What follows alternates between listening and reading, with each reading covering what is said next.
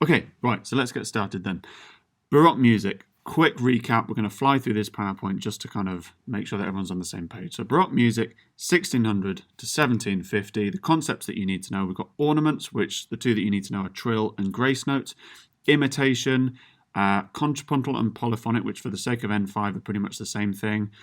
Pedal, inverted pedal, which both of those are opposite versions of the same thing. Ground bass, aria. And then we've also stuck in semitones and chromatics. So they're kind of, semitones and chromatic are very closely related because we've got semitones, which is the smallest interval you can possibly have. So for example, moving from a white note on the piano to the black note next to it. And then a chromatic scale is built up of those semitones, built up of those intervals, which we'll kind of get to towards the end of the PowerPoint. Right. Famous composers in Baroque music, we've got Purcell, we've got Handel, we've got J.S. Bach, and we've got Vivaldi, all very famous, very prominent during the 1600s to 1750. Historical hooks, which I'll let you pause if you want to have a read through. There's also a video on this PowerPoint, the 3-minute history video from YouTube, which is quite a good watch, but we're not going to go into it just now. What we are going to go into, however, are the following. Right. The term refers to a highly ornamented style of architecture and art that was fashionable in the 17th century. Baroque buildings and paintings were very ornate, and so was Baroque music. So as with almost everything, the fashions and the trends of the time impacted the music and vice versa as well. So the sculpture, the art, the architecture, all that kind of thinking was very ornate, and this was reflected in the music. As such, there are different ornaments. So, for example, we've got the trill, which is very commonly used, which is moving very, very quickly between two notes. It looks like this. We've got a little TR with a little wavy line after it. And then we've got grace notes here. Now, grace notes are written slightly smaller than the main note, and it'll be either higher or lower, and it'll move towards the main note. So they can either have that little line through it or not. But they're always written slightly smaller. So this is an example. This is a piece played on flute, which features the trill.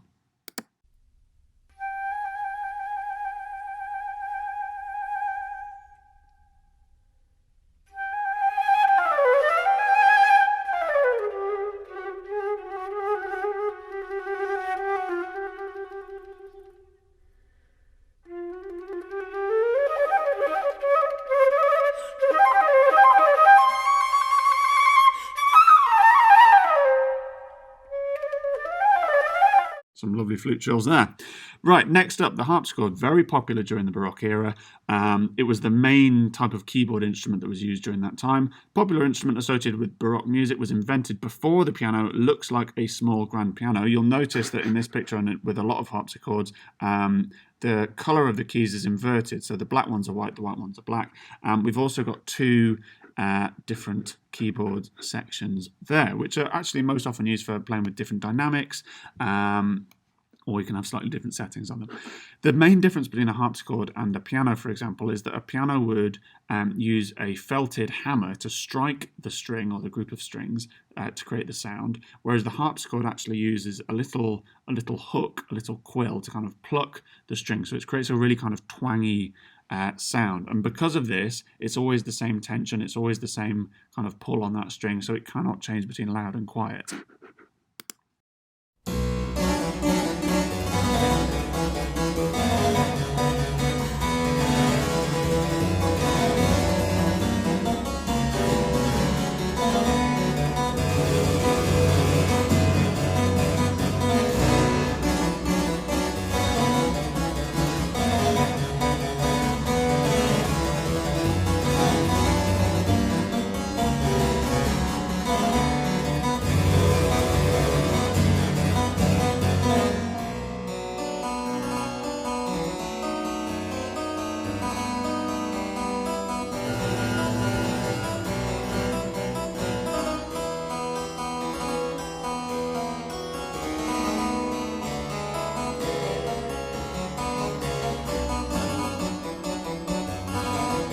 So one of the things you'll notice there is that when he went to that kind of lighter, smoother passage, he transferred to the upper deck of keys, if you like. Right, okay, next up. Baroque music characteristics. We've got long flowing melodies, usually very intricate. We've got sequences, which is the repeated pattern of notes that move either up or down each time. We've got lots of ornaments, as we already mentioned. As we said, trills and grace notes are the ones that you guys need to know. Turns and mordents are two other types of ornaments used in the Baroque era, and it's all about just making sure that it's as ornamental as possible, as decorative as possible. And then imitation. So imitation was another idea used in the Baroque era quite a lot, where you've got one melodic idea is then copied by a different instrument, as if they were kind of copying each other, imitating each other. This example here is Invention in D minor by Bach. It starts off, we've got this kind of ascending phrase here, which is then repeated in the left hand, so starts out in the right hand, and then moves to the left hand while the right hand takes over playing something else. And then a little bit later in the piece, we actually have sequence. So this is the same phrase again, da da da da da da da da da da da, and then we move it one note down. So this one starts da da da da da da da da da da, and it's kind of moving down one step each time, which hopefully you'll hear in a second. I'm just going to fast forward a little bit. No, let's go back to the beginning.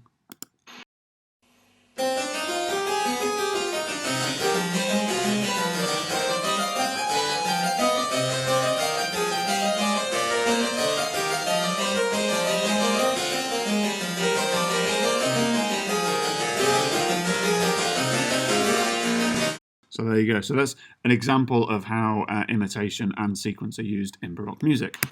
Polyphony. Polyphonies and counterpoint or contrapuntal are terms that are used to describe when you've got more than one main melody. So this is another quite common feature of Baroque music. So if a piece has two or more melodic lines of music that are of equal importance, and it's the equal importance bit which is really important here, they are called contrapuntal or polyphonic. So the example that we're about to listen to is Pachelbel's canon, and you've got that. Let me just check. No, it's not. So it's another Bach one. I should have guessed from the picture there. A bit obvious. So we've got these instruments which enter one at a time that are all playing the same phrase as imitating each other, and then they kind of split out into separate parts, none of which is the main melody. They're all of equal importance, but they become more independent. So here we go. Sorry, yeah, Brandenburg Concerto. Not Pachelbel's canon, that's the next one. Right, so here we go.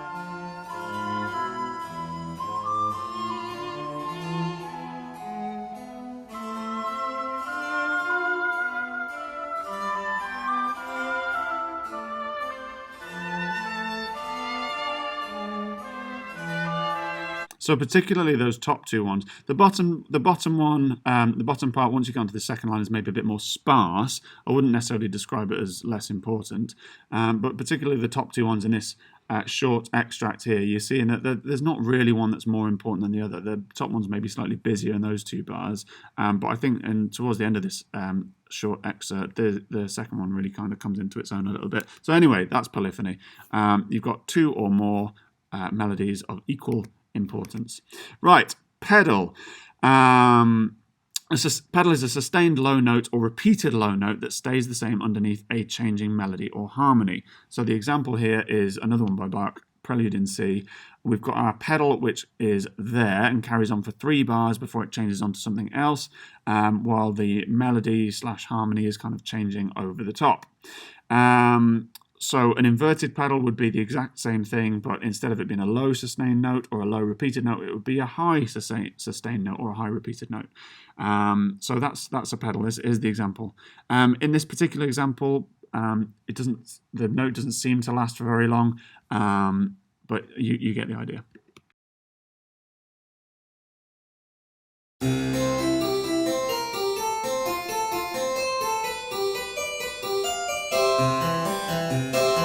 So that's it. That's the first few bars. That's our pedal there. So we start off, this is mostly a C chord, and then it kind of changes to an F chord, and then it kind of changes to a G chord in this third bar, all of the while with the C pedal underneath. So that is a pedal. Next one, Baroque orchestra. The violin was very popular in the Baroque orchestral music. These strings became the foundation of the orchestra, while other sections were not as established, in part due to technological developments. For example, brass instruments hadn't really invented valves yet for the brass instruments, so they weren't so much of a big thing. You've got natural trumpets, which didn't have any valves, but they're a lot more kind of limited in terms of what notes they play. So the strings really took a prominent role. This example is by Vivaldi, the composer Vivaldi, and it's his Four Seasons suite, and this is Autumn. I've got to fast forward a little bit in this video, so let me just find the right point. It's 7 minutes 15 seconds in. That will do. And the things to listen out for: primarily strings, lots of strings. We've got the harpsichord there in the background playing the accompaniment. 3 beats in a bar, lots of repetition. It's a major tonality, so remember with the tonality you've got either major, minor, or atonal if it's going to just sound plain weird. There's dotted rhythms which give it a little bit of kind of syncopation, and you've got the dynamics changing from loud to quiet as well to add a bit of variety. So this is Autumn from Vivaldi's Four Seasons.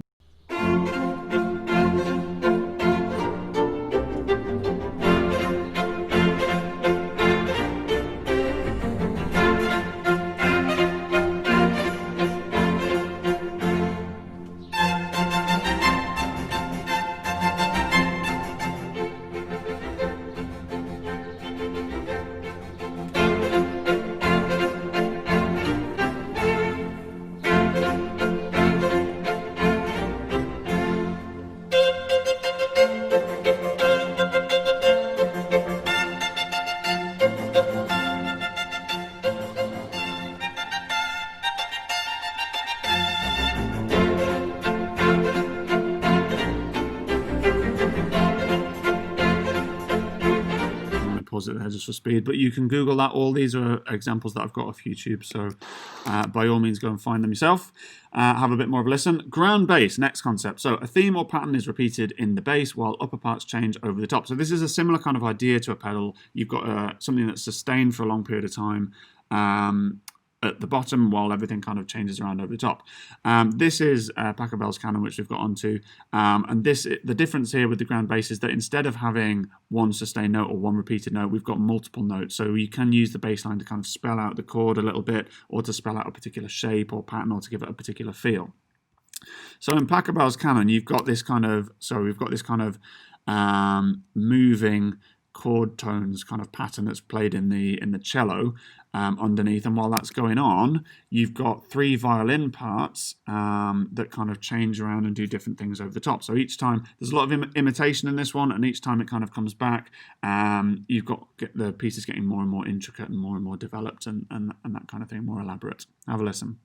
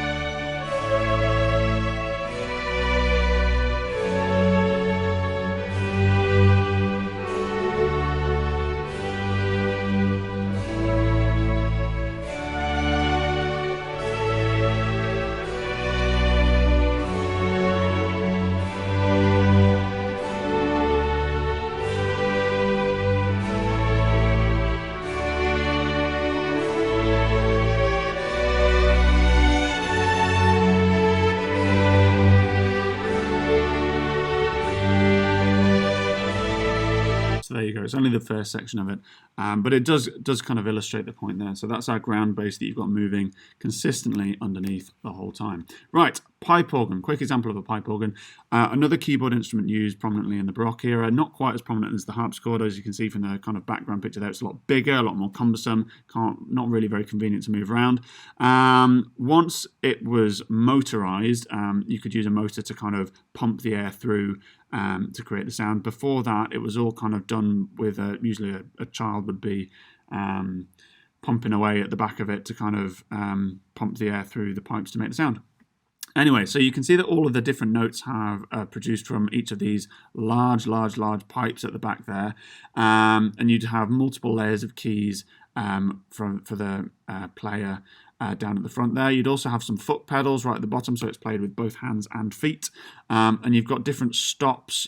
Stops that you can pull in and out to kind of change the sound as you go along. There is a recital, or well, before COVID anyway, I don't know about now. There's a recital at Kelvin Grove Arts Gallery that you can attend for free. I think it's normally on a Sunday, but if you want to go and hear a pipe organ and you get the chance to, I would definitely recommend it because they are amazing instruments. Anyway, this is an example. This is Pachelbel's Canon again, and it's only kind of like a mini pipe organ used in this one.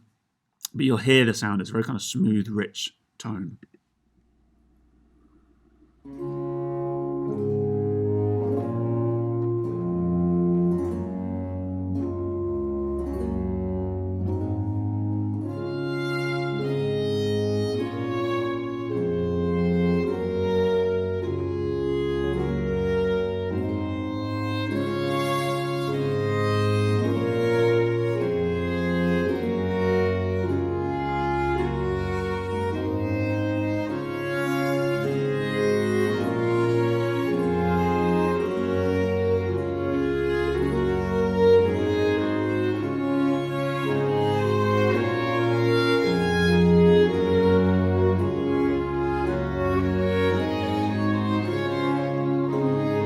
There we go. Used to kind of play the accompaniment along with the cello, which is providing the ground bass in the example. Right, okay, arias. Arias are solo songs written as part of an opera. Dido's Lament, which is the example we're going to look at in a second, is a great example of ground bass being used in an aria. This piece is from the opera Dido and Aeneas by Purcell. The bass line descends in semitones, which means it goes down chromatically. So when we were talking right back at the beginning about semitones and chromatic scales, this is an example here. So we're starting on a G, down to the F sharp, down to the F natural, down to the E, down to the E flat, down to the D, then it jumps down to a B and then back up to the C. So it's not a complete chromatic scale, but you get the idea. It's kind of moving chromatically down using those semitones, small intervals. This was a really kind of interesting thing for Purcell to do, because as he's moving down chromatically and then changing the chords and the melody over the top, it's going kind of in and out of tensions and then releasing that tension and then tension and then releasing that tension, and certain notes you'll notice certain combinations of notes sound a lot more kind of tense than others. So it's a really kind of clever way of him producing some quite uncomfortable kind of feelings at some point, which if you look at the lyrics of the song, it's a very kind of sad and anguished song. So yeah, have a listen.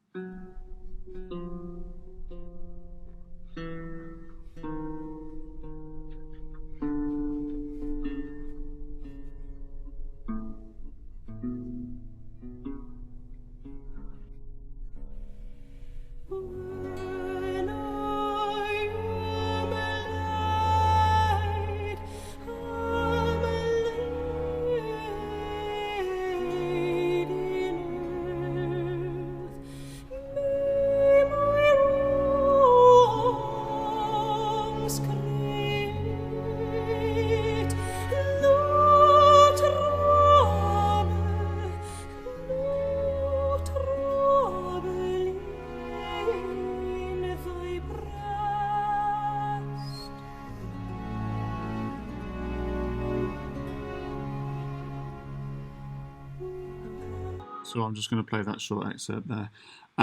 So anyway, hopefully that's clear, that you get the impression of the ground bass being used there, and the fact that they've used a chromatic one is kind of really clever.